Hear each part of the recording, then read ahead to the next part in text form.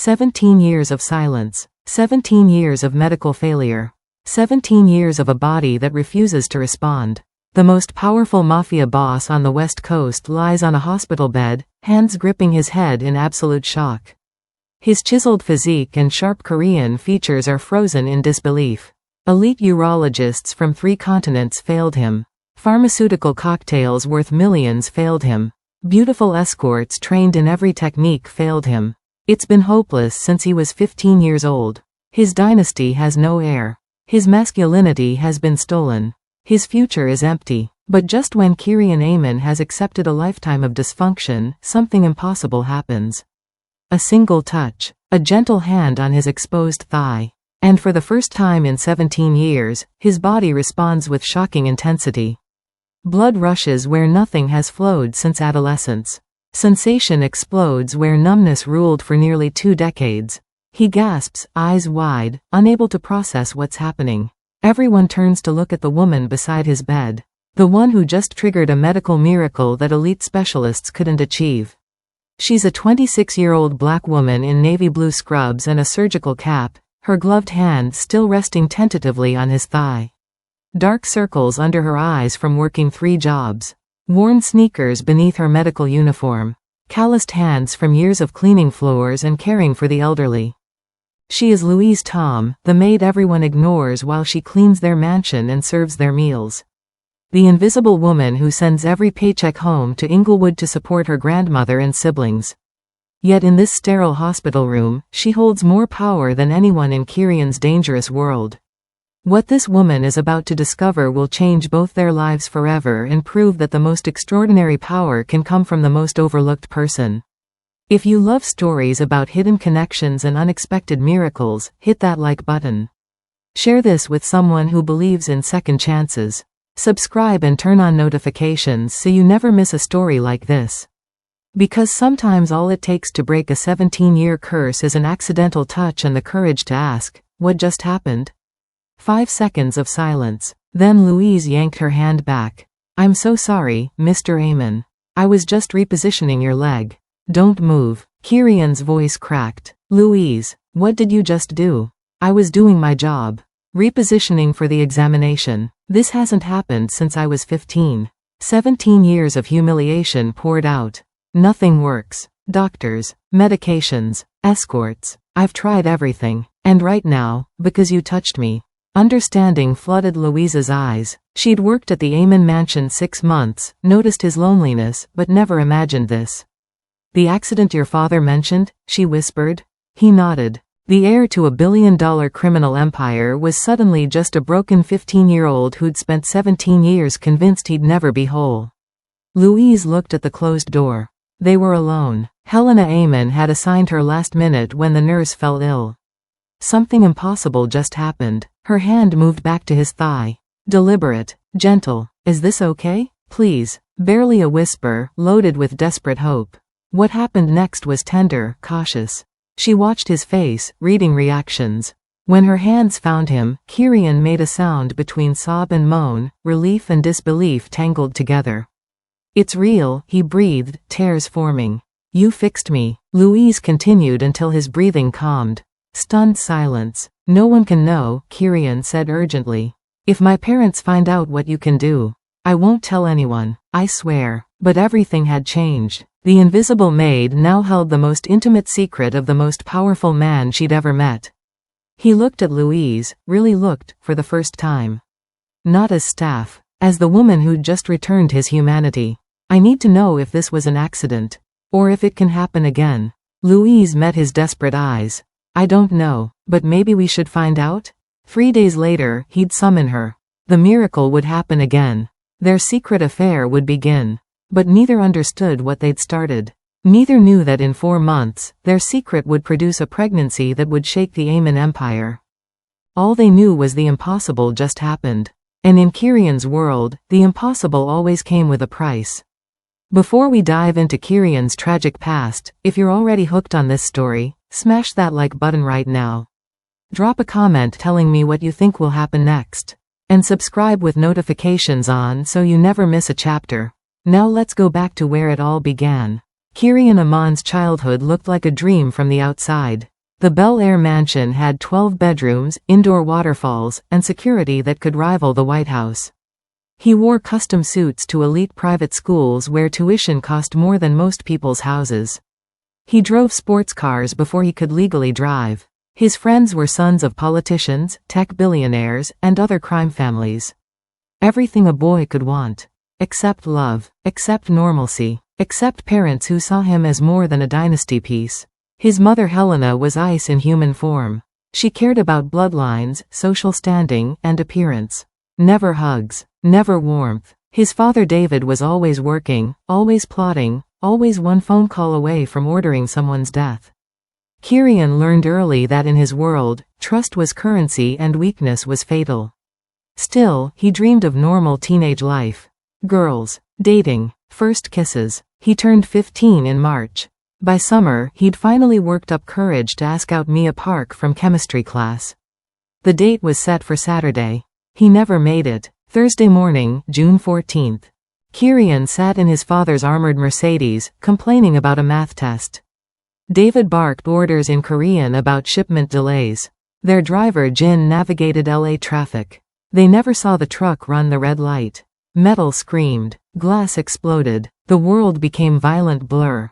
The armored car held. When everything stopped, Kirian hung sideways in his seatbelt, ears ringing, vision swimming. Hospital, David ordered. Now. At Cedars-Sinai, scans came back clean. No internal bleeding. No fractures. They went home with instructions to rest.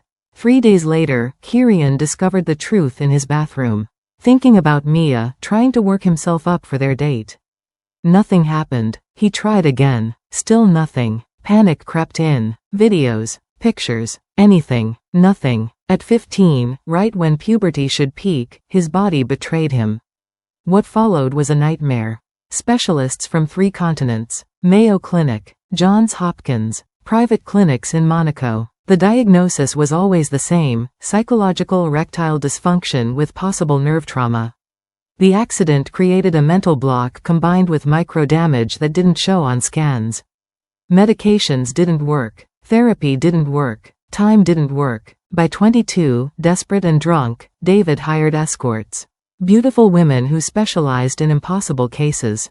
They tried everything: tantric massage, role-play, pharmaceutical cocktails that should revive a corpse. Nothing. Kirian would lie there wanting it so badly he could taste it while beautiful women worked their magic on his unresponsive body. Humiliation became his companion. Helena even hired male escorts, wondering if orientation was the issue. Those visits ended the same way. By 25, Kirian gave up hope. He threw himself into the family business instead. Smart, ruthless, strategic. By 30, he ran operations his father once handled. By 32, he controlled more territory than David ever had. But success meant nothing when he returned to his empty bed each night. 17 years of watching friends have normal relationships, normal sex, normal lives. 17 years of feeling defective, broken, less than human. Until a rainy Tuesday in October when Louise Tom walked through the mansion doors. She was 26, fresh from 2 years caring for an elderly woman in Pasadena who'd recently passed. Helena barely glanced at her resume before approving the hire. The Amans needed a new maid after the previous one quit suddenly. Louise was beautiful in an understated way. Dark skin that glowed, natural hair in various styles. Curves her modest uniform couldn't hide. But her eyes struck Kirian when he first saw her. Kind. Genuinely kind. Not the fake kindness he'd seen his whole life. She didn't treat him like a prince or monster. She treated him like a person. The first month, their interactions were minimal. Louise cleaned common areas, helped with laundry, assisted the chef. Kirian watched from a distance. She hummed while working, spoke gently to the security dogs.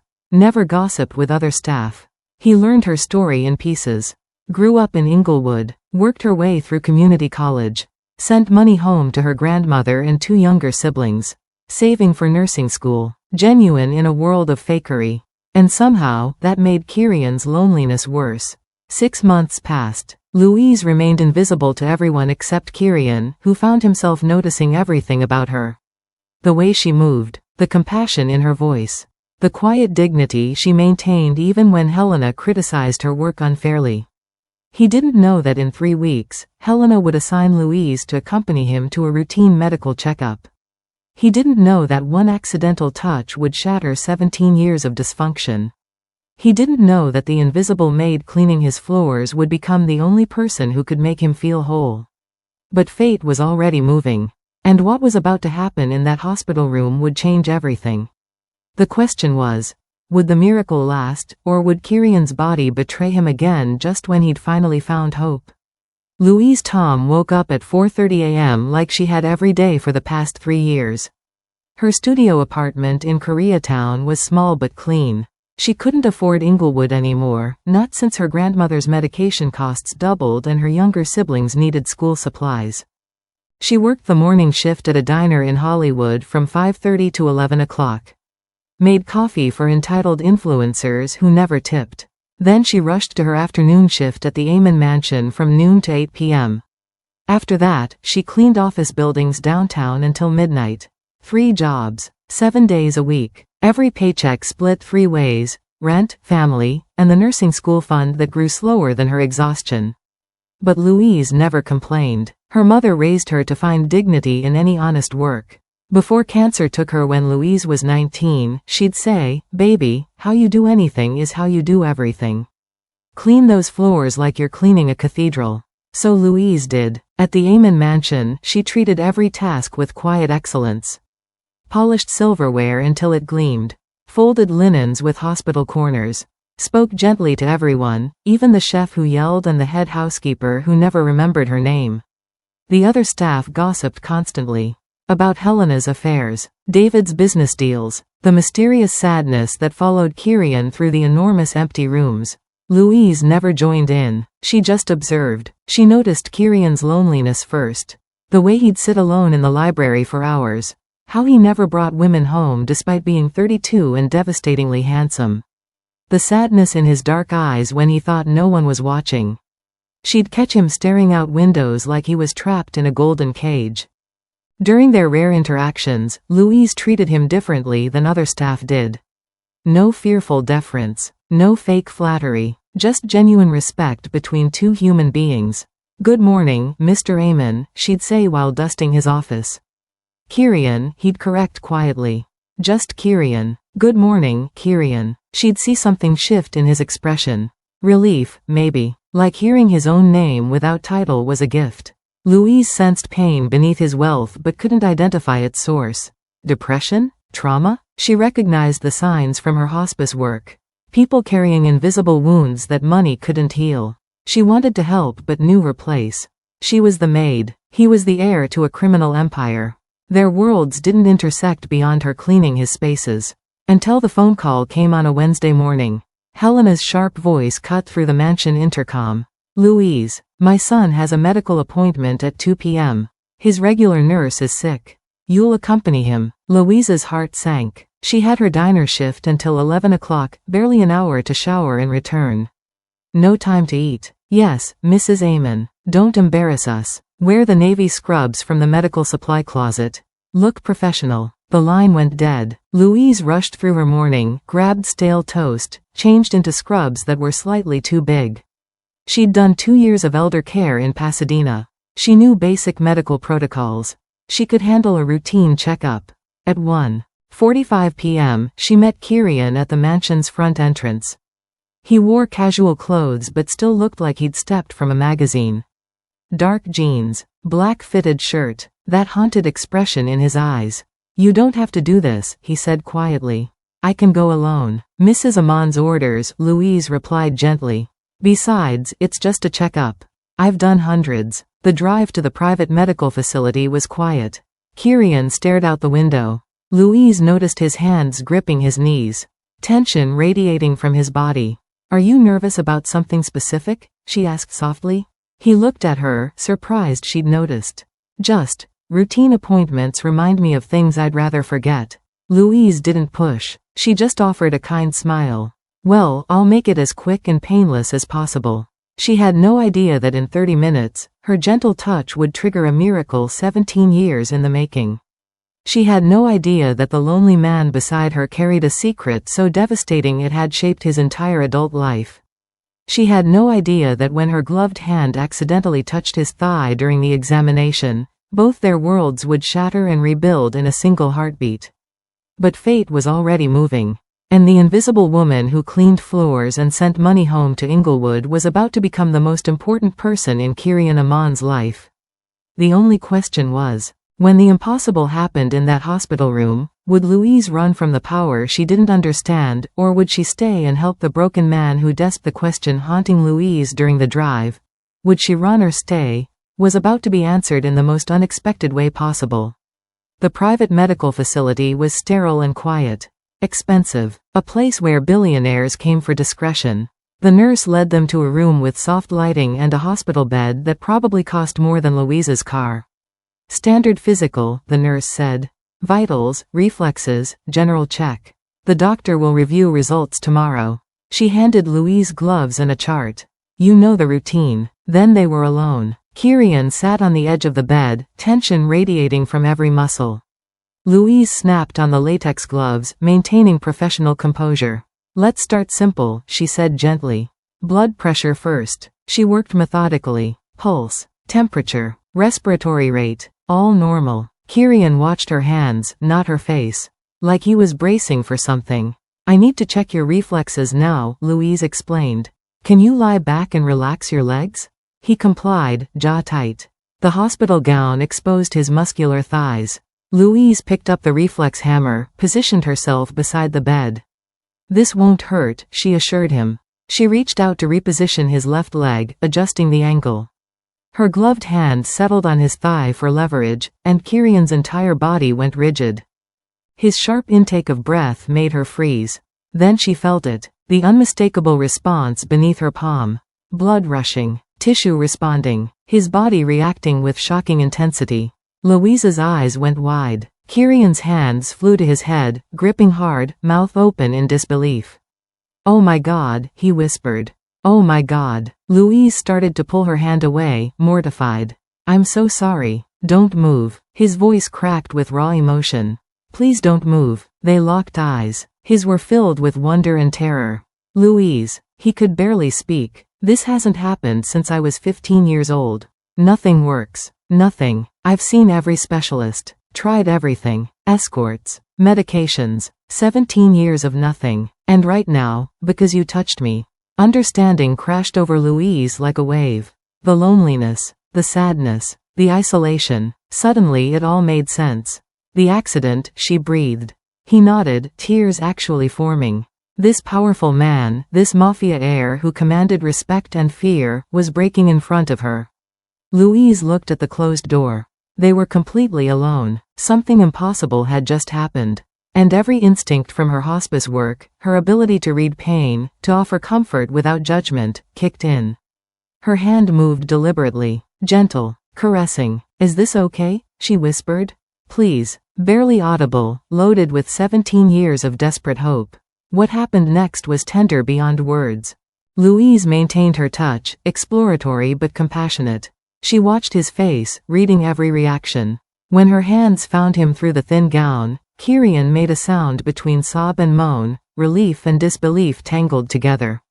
It's real, he breathed, tears streaming now. You fixed me. Louise continued with gentle precision until his breathing calmed, until the moment passed. Stunned silence filled the room. Finally, Kirian spoke, urgent and afraid. No one can know about this. If my parents find out what you can do. Louise, you don't understand how dangerous. I won't tell anyone, she promised immediately. I swear on everything. But they both knew everything had changed. The invisible maid now held the most intimate secret of the most powerful man she'd ever met. And neither understood that this accidental miracle was just the beginning. Neither knew that in 3 days, Kirian would summon her again to test if the impossible could happen twice. The real question was, when it did happen again, and it would, how long could they keep this secret before it consumed them both?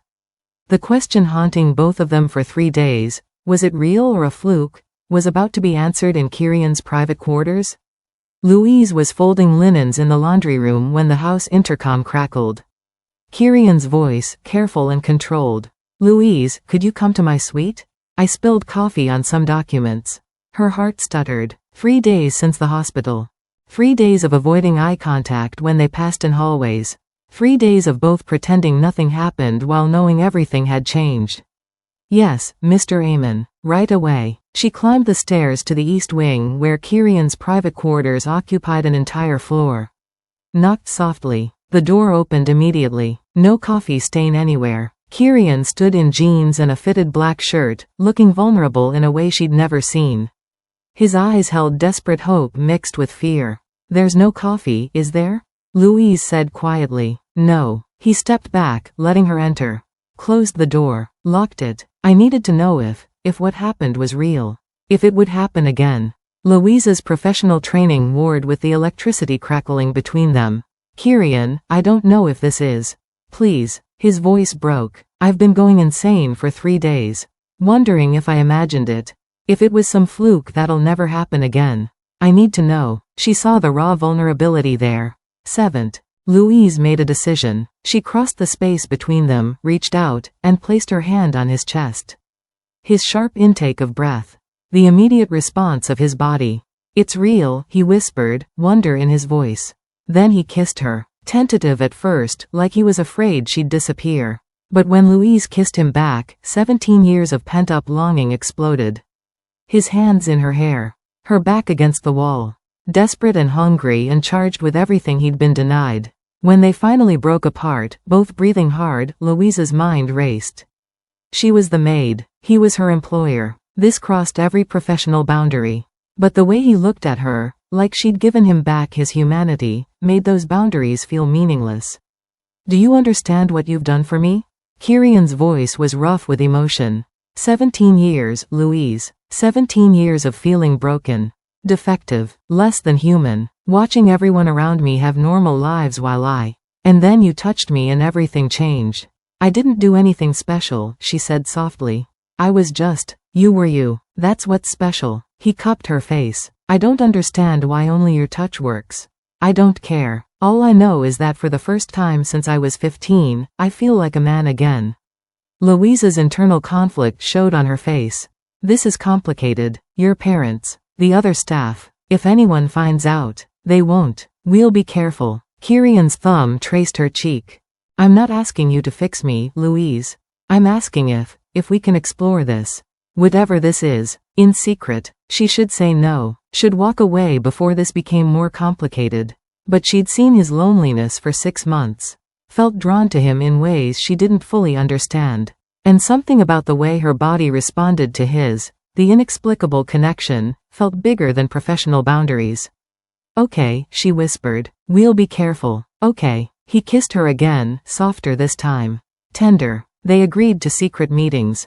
Late nights when the mansion slept. Stolen moments between her duties. No one could know. Not the staff. Not his parents. Not her family in Inglewood. What started as medical miracle was becoming something more. Something dangerous and intoxicating and inevitable. As Louise left his quarters an hour later, adjusting her uniform and checking the hallway for witnesses, she didn't know that these secret meetings would evolve into the most passionate relationship of her life. She didn't know that within 2 months, she'd be falling in love with the broken man she'd accidentally healed. But most of all, she didn't know that their secret would eventually create a life, a pregnancy that would force everything into the light and start a war with the most dangerous family on the West Coast. For now, all she knew was that Kirian Amon needed her in ways no one ever had. And despite every logical reason to walk away, Louise Tom was already too far gone to stop. The question was, when their secret affair deepened into something neither could control, who would pay the price, and would that price be their lives? If you're loving this forbidden romance, show some love right now. Hit that like button, drop a comment telling me if you think they'll get caught, and subscribe so you don't miss what happens when their secret starts unraveling. Trust me, things are about to get intense. Now let's see how deep this goes. The question of who would pay the price was still weeks away. First came 2 months of stolen paradise hidden in plain sight. Their pattern developed quickly. Louise would finish her duties around 10 p.m. The other staff would retire. At 11:30, she'd slip through the darkened mansion to Kirian's quarters. Sometimes he'd summon her with fake requests. Can you help me find a book? Or, I need fresh linens. Other times she'd simply appear, and he'd be waiting. The first few nights were purely physical. Kirian making up for 17 years of deprivation. Desperate and intense. But gradually, something deeper emerged. One night, lying tangled in his sheets, he told her everything. The humiliation of escort visits. 22 years old, drunk and desperate, while his father paid beautiful women to try techniques that should work on a corpse. They were professional, kind, even, but I could see the pity in their eyes when nothing happened. That look destroyed me more than the dysfunction itself. Louise listened, tracing patterns on his chest. You're not broken, Kirian. You never were. I felt broken for 17 years. She told him about her own struggles. Working 3 jobs. Choosing between her grandmother's medication and her own dreams. The nursing school fund that grew impossibly slow. Sometimes I'm so tired I forget what day it is. But I can't stop because they're counting on me. You're the strongest person I've ever met, he whispered. Their conversations lasted hours. He talked about watching friends experience normal relationships while he sat alone. She shared memories of her mother, cancer taking her before Louise could show her the life she'd built. They found comfort in each other's pain, understanding in shared loneliness. The sexual encounters evolved from desperate to tender. Learning each other's bodies. What made him gasp? What made her moan? Kirian's wonder never faded. Every time her touch triggered his response, he looked at her like she'd performed a miracle. 6 weeks in, their first full sexual encounter changed everything. It wasn't rushed or hidden. Kirian took his time, worshipping every inch of her body, whispering how beautiful she was. When they finally joined, tears streamed down his face. I never thought I'd have this, he breathed. Never thought I'd feel this complete. Louise held him close, feeling the shift between them. This wasn't just physical anymore. Somewhere between stolen kisses and whispered confessions, they'd crossed into dangerous territory. They were falling in love. At the mansion, they maintained perfect professional distance. Good morning, Mr. Amon. Thank you, Louise. Not a hint of intimacy. But the other staff started noticing small things. The way Kirian's eyes followed her across rooms. How he'd find reasons to be wherever she was working. Helena noticed too, though she misinterpreted it. My son seems fond of you, she said one afternoon, voice dripping condescension. Don't get ideas above your station. He's grateful for good service. Nothing more. Of course, Mrs. Amon, Louise replied, eyes downcast, hiding the truth. But Kirian's feelings were becoming impossible to hide. When the head chef yelled at Louise over burnt toast, the chef's mistake, not hers, Kirian appeared within seconds. You're fired. Pack your things. Now. The chef stammered, but Mr. Amon. Did I stutter? Out. After the chef fled, Helena confronted her son. You can't fire staff over minor incidents. He disrespected her. I won't tolerate it. Helena's eyes narrowed but she said nothing. Still, Louise saw the danger building. Kirian's protectiveness was drawing attention they couldn't afford. That night, in his quarters, she voiced her concern. You're making it obvious. Your mother suspects something. Let her suspect. He pulled her close. I don't care anymore. Kirian, we agreed to be careful. I know. But every day I have to pretend you're just the maid, it kills me a little. Louise, He stopped, fear crossing his face. What? She whispered. He looked at her with such raw emotion it took her breath away. But he couldn't say the words yet. Neither of them could. Saying, I love you, would make this real, and real meant facing impossible obstacles. So instead he kissed her, pouring everything he couldn't say into the connection between their bodies. And Louise kissed him back, knowing they were approaching a cliff edge neither could see. What they didn't know was that Louise's period was already 2 weeks late. What they didn't know was that the secret they were hiding was about to become impossible to contain. The question was no longer if they'd get caught, but when, and whether their love could survive the explosion that would follow. The question of whether their love could survive was about to be tested by Kirian's inability to hide his feelings any longer. It started small. Louise was dusting the library when Helena swept in, inspecting with her usual critical eye. She ran a finger along a bookshelf, finding invisible dust. Sloppy work. Again. Do I need to hire someone competent? Before Louise could respond, Kirian's voice cut through the room like ice. Her work is impeccable. Leave her alone, mother. Helena turned, eyebrow raised. Excuse me? You heard me. Louise does excellent work. Stop criticizing her. The tension crackled. Helena's eyes narrowed, but she left without another word. Louise's heart pounded. That was too obvious. Too protective. But Kirian couldn't stop. When a security guard made a crude comment about Louise's body as she passed, Kirian had him fired within the hour. Not reprimanded. Fired. Escorted off the property by 2 other guards while the man sputtered protests. Jesus, Kirian, his father said over dinner that night. He worked here 5 years. He disrespected staff. Zero tolerance. David exchanged glances with Helena but said nothing more. Kirian became increasingly territorial about Louise's duties. She's the only one who understands how I like things organized, he'd say when Helena tried to assign another maid to his quarters. Louise handles my wing. No one else. The household staff started whispering. Cook told the gardener who told the driver that Mr. Amon was oddly attached to the new maid. It's unnatural, they murmured. He watches her constantly. Then Kirian started taking Louise out. Midnight, when the mansion slept, he'd text her. Meet me at the garage. They'd drive to clubs he owned in West Hollywood. Places where no questions were asked, where the owner could sit in VIP with anyone he wanted. Louise would protest, I don't have club clothes, but Kirian would pull her close and say, you're perfect exactly as you are. He bought her things. A designer dress when she admired it in a window. Diamond earrings that cost more than her yearly salary. New sneakers when he noticed hers were worn through. Kirian, stop. I can't accept these. Let me do this. Please. You've given me everything. Louise struggled with the gifts. They made her feel like a kept woman, even though she knew his intentions were pure. He wasn't trying to buy her. He was trying to show love the only way he knew how, through material things, because emotions were still too dangerous to voice. Helena noticed the gifts, noticed her son's changed behavior. But she interpreted it wrong. You've done well, Helena told Louise one morning, voice saccharine and condescending. My son appreciates good service. But don't mistake gratitude for anything more. You're the help. That's all you'll ever be. I understand, Mrs. Amon, Louise said, hiding the truth burning in her chest. But Helena didn't understand, didn't know that every night, Louise slept in Kirian's bed. That they whispered, I need you, in the darkness, still too afraid to say, I love you. That the connection between them had deepened into something neither could control. The staff gossip intensified. David pulled Kirian aside. What's going on with you and the maid? Nothing. She's good at her job.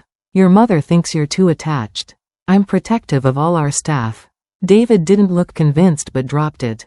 That night, Louise confronted Kirian. You're making this obvious. The gifts. The defending. People are talking. I don't care. He pulled her into his arms. I'm tired of hiding how much you mean to me. Kirian, we agreed. I know what we agreed. But Louise, He stopped, the words stuck in his throat. She looked up at him, seeing everything he couldn't say written in his dark eyes. She felt it too, that terrifying, beautiful, impossible thing growing between them. But neither was ready to name it. Because naming it would mean facing the reality that what they had could never survive in his world. What they didn't know was that reality was about to force their hand in the most unexpected way. Louise's period was now 3 weeks late, and the nausea she'd been ignoring every morning was about to become impossible to hide. The question was, when Louise discovered she was pregnant with the heir to a criminal empire, would Kirian's protectiveness be enough to shield her from the family that would see her as a threat? Or would their secret baby be the thing that finally destroyed them both? The question of whether their secret baby would destroy them was still unformed. Louise didn't know yet. But the pregnancy was already 4 weeks along as their relationship hit the 4-month mark, and both were falling into emotional quicksand neither could escape. Louise stood in Kirian's bathroom at 2 a.m., staring at her reflection. 4 months of stolen nights. 4 months of the best sex and deepest conversations of her life. 4 months of expensive gifts piling up in her small apartment, gifts she felt guilty accepting but couldn't refuse without hurting him. You're overthinking again, Kirian called from the bed. Come back. She returned to find him propped against pillows, looking at her with an expression that made her chest tight. Not lust. Something deeper, softer. Terrifying. What are we doing? She asked quietly, sitting on the edge of the bed. What do you mean? This. Us. 4 months of sneaking around. I'm still the maid. You're still the heir. Nothing's changed except now I have a closet full of designer clothes I can't wear anywhere. Kirian sat up, concern replacing warmth. Do you want to stop? No. That's the problem. Louise's voice cracked. I don't want to stop. But Kirian, sometimes I feel like I'm a kept woman. Like you're paying me for what we do.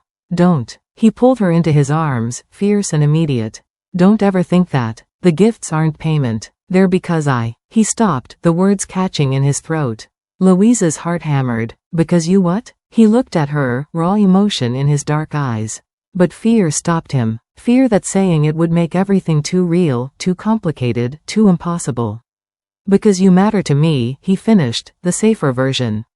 More than anyone ever has. It wasn't, I love you. But it was close enough that tears pricked Louise's eyes. Kirian had his own demons. Late nights when Louise slept, he'd watch her and wonder, does she really want me, or does she feel obligated because I'm her employer? Because I give her things?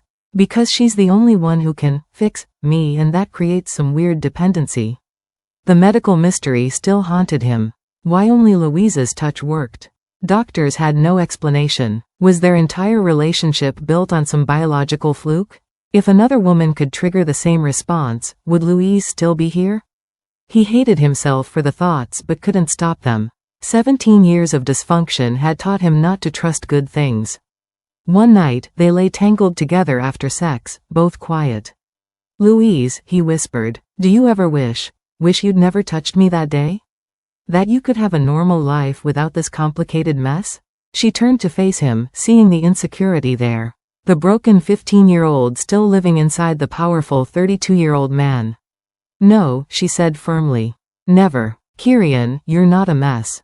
You're the most genuine person I've met in this fake world. You see me, really see me, not the maid, not the girl from Inglewood working 3 jobs. You see Louise. That's rare. She almost said it. Almost. That's special. They almost confessed in that moment. Both felt the words hovering. I love you. 3 syllables that would change everything. But Kirian pulled back, kissing her instead. Louise kissed him back, hiding her fear in the physical. What she didn't tell him, her period was now 4 weeks late. She'd been nauseous every morning for a week. Her breasts ached. She'd taken 3 pregnancy tests, all positive, hidden in her apartment. She was carrying the heir to the Aemon Empire, and she was terrified. How could she tell him? Would he think she'd trapped him intentionally? Would his parents force her to disappear? Would this secret baby be the thing that exposed everything they'd been hiding? Louise made a decision. She'd wait. Make sure. See a doctor. Then tell him when she had all the facts. But waiting meant carrying the secret alone. Meant smiling through morning sickness while serving Helena breakfast. Meant making love to Kirian while knowing a life grew inside her that would change everything. The sustainability of their secret was crumbling. Louise could feel it. The staff gossip was getting louder. Helena's suspicion was growing sharper. David had started watching Kirian with calculating eyes. And now there was a baby. A complication that would force everything into the light whether they were ready or not. That night, Kirian held her close and whispered, whatever happens, we'll figure it out together. I promise. Louise pressed her face into his chest, hiding tears. Together, she echoed, praying it was true. But she didn't know that in 3 weeks, her morning sickness would be so severe Kirian would find her vomiting in his bathroom. She didn't know that his joy at the pregnancy would override every fear. She didn't know that he'd march into his father's study the next day and announce his intention to marry her, igniting a family war that would threaten both their lives. For now, all she knew was that she loved him. Loved him desperately, completely, impossibly. And the words she couldn't say were growing heavier every day, almost as heavy as the secret growing in her womb. The question was, when the truth finally came out, and it would their unspoken love be strong enough to survive the explosion? Or would Helena's wrath and David's calculation destroy them before they ever had a chance to say, I love you, out loud? The question of whether their love could survive the explosion was about to be answered, because the explosion was happening right now, in Kirian's bathroom at 6 a.m. Louise barely made it to the toilet before her stomach revolted. She'd been so careful for 3 weeks, hiding morning sickness in staff bathrooms. But she'd fallen asleep in Kirian's bed and woken to nausea so violent she couldn't escape. Footsteps. Then Kirian's voice. "Louise? Don't come in, please." He ignored her, dropping beside her in just sweatpants. He took one look at her pale, shaking form. How long has this been happening? Just a bug. Louise. How long? She couldn't lie anymore. Tears streamed as another wave hit. When it passed, she slumped against the wall. 3 weeks, she whispered. Every morning. Kirian went pale. Have you seen a doctor? I took tests. 3 of them, all positive. Silence stretched. She couldn't look at him. Couldn't bear to see disgust or anger. Louise, look at me. She forced herself to meet his eyes, bracing for rejection. Instead, she saw wonder. Pure joy spreading across his face. You're pregnant, he breathed. With my child. I swear I didn't plan this. Birth control failed, and I know this is a disaster. This is a miracle. He pulled her close. Don't you understand? I can have children. After 17 years of thinking I'd never. Louise, this is everything. You're not angry? Angry? I'm terrified and overwhelmed and the happiest I've ever been. You're carrying proof that I'm not broken. Tears formed in his eyes. Louise, I love you. I should have said it weeks ago. I love you, and I'm going to marry you, and this baby will be my heir. Louise's tears came harder. I love you too, but your family will accept it or deal with consequences. His jaw set. I'm telling them today, right now. Wait, panic flooded her. We should plan, figure out. No more hiding, no more sneaking around like we're ashamed. You're carrying my child. They need to know immediately.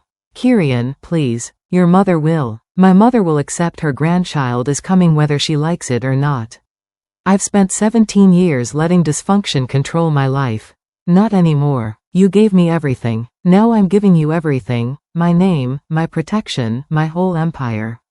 I don't want your empire. I just want you. He kissed her, tender and desperate. You have me. You've had me since the hospital. And now everyone's going to know it. Louise knew this was reckless. They should strategize, prepare.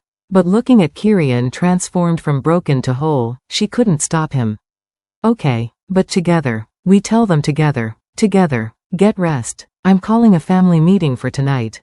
As he left to make calls, Louise sank onto his bed, hand on her stomach.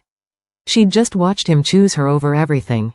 It should feel triumphant. Instead, it felt like standing at a cliff's edge, watching an avalanche begin. The question was, when Kirian announced Louise Tom as his future wife in 8 hours, would his love be enough to protect her from Helena's wrath?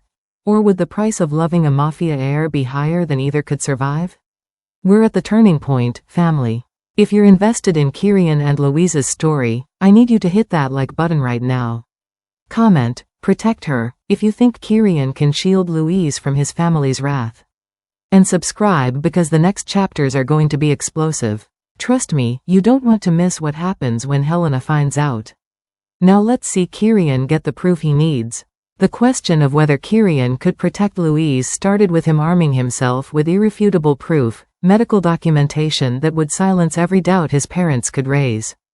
Dr. Yoon's private office in Beverly Hills handled all sensitive Amen family medical matters. Discretion guaranteed. At 10 a.m., Kirian sat across from the man who'd examined him dozens of times over 17 years, always delivering the same devastating verdict. You want comprehensive fertility testing? Dr. Yoon's eyebrows rose. Kirian, we've been through this. Something changed. I need every test. Sperm count, motility, hormone levels, everything. Results today. Dr. Yoon studied him. What changed? Just run the tests. 3 hours of examination. Blood work. Samples. Ultrasounds. Dr. Yoon's confusion grew with each normal result. Finally, he sat back, genuine shock on his face. Kirian, I don't understand. Your testosterone is excellent. Sperm count above average. Motility perfect. No physical impediment to sexual function or fertility. You're completely healthy. Kirian's hands trembled. Say that again. You're fully functional. Whatever blocked you, it's gone. Based on these results, you're highly fertile. So I can father children. Absolutely. Dr. Yoon leaned forward. What happened? New therapy? I met someone. Well, whatever psychological breakthrough occurred, it's complete. Sometimes all it takes is the right person to unlock what trauma sealed away. He paused. Why the urgency for documentation? She's pregnant. Dr. Yoon's eyes widened. That's remarkable, Kirian. I need copies of everything. Official documentation of my fertility. 1 hour. Of course. But why the rush? I'm telling my family tonight. They'll question everything. After Dr. Yoon left, Kirian sat alone. 17 years. 17 years of feeling broken, defective, less than human. And now it was over. Louise had unlocked what doctors couldn't fix. Not through medicine, but through genuine connection. Through seeing him as a person rather than a diagnosis. Tears came. Relief. Pure, overwhelming relief. He pulled out his phone, stared at Louise's photo, her laughing, joy lighting her face. She'd given him everything. His body back. His future. His humanity. And now she carried his child. Proof he could create life. His parents would fight this. Helena would call Louise a gold digger. David would question paternity despite proof. They'd threaten, manipulate, try to break them. But Kirian made a decision in that room, surrounded by test results proving he was whole. He was done letting fear control him. Done letting family dictate his life. Done hiding the woman he loved. Louise Tom would be his wife. Their child would be his heir. Anyone who tried to stop that, including his parents, would discover how much power Kirian had quietly accumulated. Dr. Yoon returned with a thick envelope. Everything's here. Signed, notarized, official. Kirian stood. His armor for tonight. Thank you. Kirian, I don't know your family's situation, but be careful. Sometimes the hardest fights are with people who should love us most. I know, but she's worth it. As Kirian drove back, envelope beside him, he felt transformed. Not just physically functional but emotionally whole. Louise had healed more than his body. She'd healed his soul. Tonight, he'd face his family. Tomorrow, the real war would begin. The question was, when Helena shattered her glass and called Louise every vicious name, when David offered blood money to make her disappear, when Uncle Minho's silence promised future threats, would medical proof and fierce love be enough, or would the Amon family's wrath prove stronger than any breakthrough could withstand? The question of whether proof and love would be enough was about to face its first brutal test, in David Amon's study at 7 p.m., where family wars were waged and empires crumbled. Louise sat in Kirian's quarters, hands shaking. He'd kissed her before leaving, fierce and protective. Stay here. Lock the door. Don't come out until I get you. Now she waited, listening to her heart pound, hand on her stomach. Downstairs, Kirian entered his father's study. Whiskey and leather. David stood by the window. Helena sat perfectly composed. Uncle Minho lounged on the sofa, calculating eyes tracking Kirian. You called a family meeting, David said. Those are reserved for emergencies. This is both. Kirian closed the door. Helena set down her phone.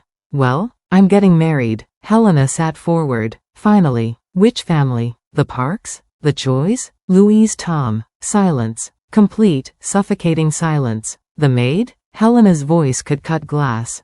Her name is Louise. David turned slowly. This is a joke. I'm completely serious. She's pregnant. We're getting married. Helena's glass shattered on the floor. Pregnant? That's impossible. You can't. I can now. Kirian placed the envelope on David's desk. Dr. Yoon's full workup. I'm completely functional. Every test is there. Signed, notarized. David scanned documents, shock registering despite neutral expression. How? He demanded. Does it matter? She's carrying my child, and I'm marrying her. Over my dead body. Helena stood, fury transforming her features. We don't mix bloodlines with the help. My child. And yes, they will inherit. This woman bewitched you. She probably planned this pregnancy.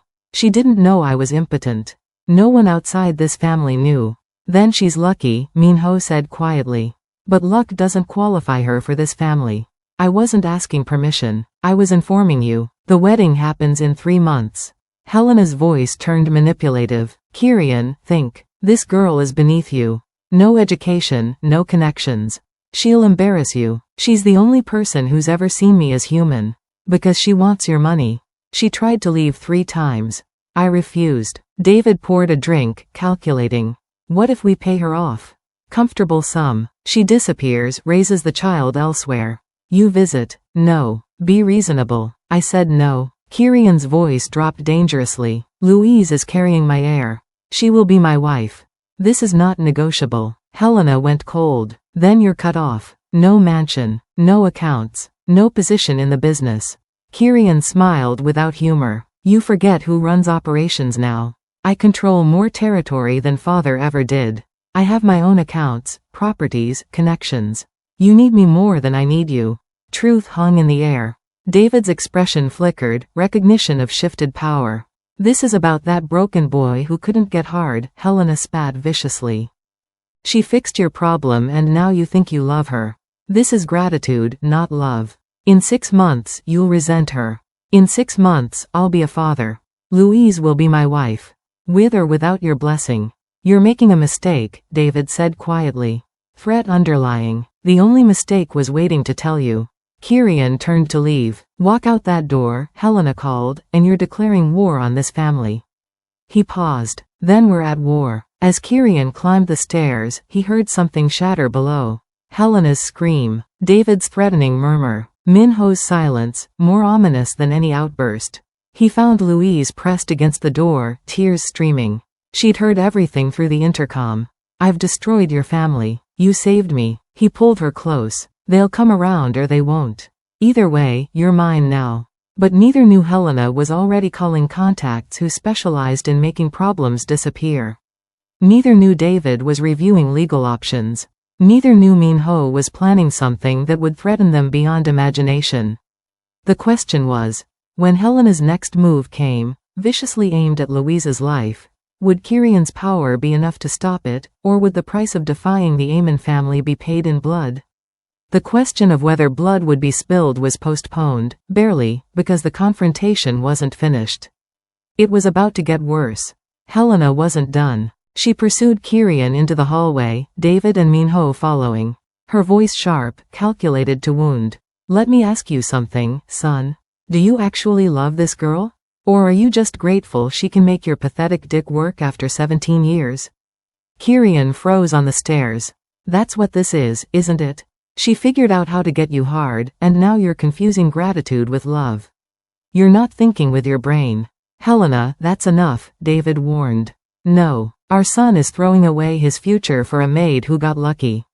In 6 months, when the novelty wears off, when he realizes any woman could probably do the same now that the block is broken, he'll resent her.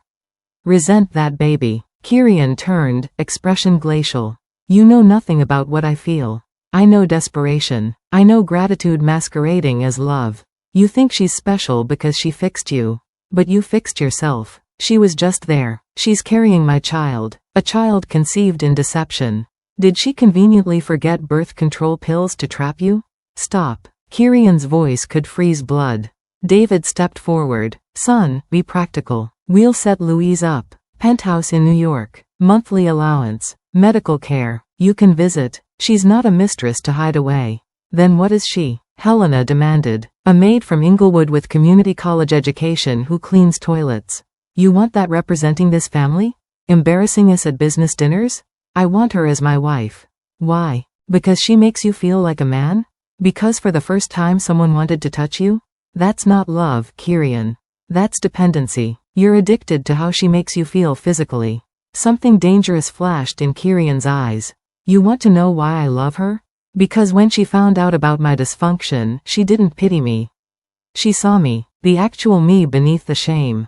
She chose me when she had every reason to run. That's love, mother. Something you've never understood. Minho finally spoke. And if we refuse to accept this marriage? Then you'll learn exactly how much of this operation I actually control.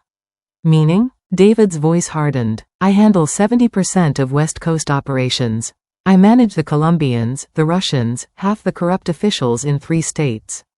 I built systems you don't know exist. You need me significantly more than I need you. David went pale. You're threatening us? I'm stating facts. You want to cut me off? I have my own accounts, properties, connections. I'll take Louise and leave. Build my own empire. Watch yours crumble without me. The truth detonated. David hadn't noticed his son becoming irreplaceable. Helena's face contorted with rage. You ungrateful. I'm done. Kirian started up the stairs. If you marry her, Helena called, voice shaking, don't expect protection when things go wrong. When enemies target her. When someone decides the easiest way to hurt you is through that girl and her bastard baby. Kirian stopped, looked back with something cold and final. I've been on my own since I was 15 and you decided my dysfunction was embarrassing instead of tragic. Louise will be my wife. With or without your blessing. And if anyone, family or enemy, touches her, they'll discover exactly how ruthless I can be. He disappeared upstairs, leaving his family in stunned, furious silence. The question was no longer if war had been declared, it was how bloody that war would become, and whether Louise and her unborn child would survive being caught in the crossfire. This is it, family. The war has officially started. If you're Team Kirian and Louise, smash that like button. Drop, they'll survive, in the comments if you think their love can withstand what's coming. Subscribe and hit that bell because the next part of this story is going to be insane. Now let's see what happens next. The question of whether Louise and her baby would survive was about to become terrifyingly real, because Helena Amon was already making calls to ensure they wouldn't. Kirian found Louise pressed against the door, tears streaming. She'd heard everything through the intercom. Every vicious word, every threat. I'm so sorry, she whispered. I've destroyed everything. He crossed the room, pulling her close. You saved me. They were destroying me slowly for 17 years. You gave me life back. They hate me. They don't know you. And it doesn't matter. He tilted her face up. Nothing will separate us. Not my mother's threats. Not my father's money. Nothing. Louise's hands fisted in his shirt. I need you to know something. I don't love you because you're rich. I love you because when you look at me, I feel seen. Because you're kind when you don't have to be. Because you survived something terrible and still know how to love. His breath caught. Louise, I love you. Not your empire. Not your money. You. Just you. Kirian kissed her, desperate and tender. When they broke apart, tears streamed down his face. I love you too. Since that hospital room when you didn't run from what you saw. You're the bravest person I've ever met. They held each other, understanding the battle ahead would be brutal. His family wouldn't accept this quietly. More threats would come. Possibly worse. I'm scared, Louise admitted. Me too. But we face it together. Together. 3 floors below, Helena stood in the security room, watching footage of them through hidden cameras. Cold fury twisted her features. She pulled out her encrypted phone, dialing a number she'd hoped never to use. The voice answered, gravelly, professional, deadly. We have a problem that needs to be eliminated. A girl. 26. Black. Pregnant. I'll send details. A pause. Timeline? Soon. Before she marries my son. Before that bastard is born. Make it look like an accident. Fee is double for pregnant targets.